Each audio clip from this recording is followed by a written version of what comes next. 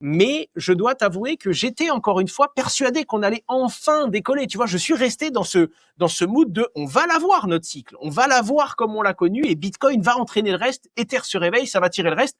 Et non, ça c'est ce qui m'a fait le plus mal. Maintenant, tu vois un vrai changement de discours du côté de Vitalik. Premièrement, tu le sens un peu plus crypto, à commencer à prendre des positions un peu plus. Évidemment que l'Ether, ce sera la monnaie de demain et que ce sera le gaz que tout le monde utilisera. Des convictions qu'il prenait pas jusqu'à présent. Je pense qu'il s'est fait un peu resserrer la vis sur le comportement qu'il devait avoir parce que mine de rien, que tu sois tech ou pas, tu parles à des investisseurs, que tu sois chez ChatGPT ou que tu sois chez Google, à un moment, tu as des actionnaires ou des stakeholders qui viennent détenir ton token. Donc, tu dois parler un petit peu ce flux des financiers qui détiennent ton jeton.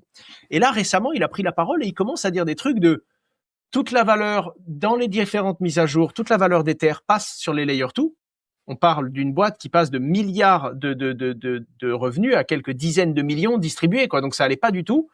Et d'un autre côté, on voit qu'il donnait un discours en mode l'avenir, c'est Ether, c'est le centre, et ce sont les Layer 2 qui gèrent l'exécution.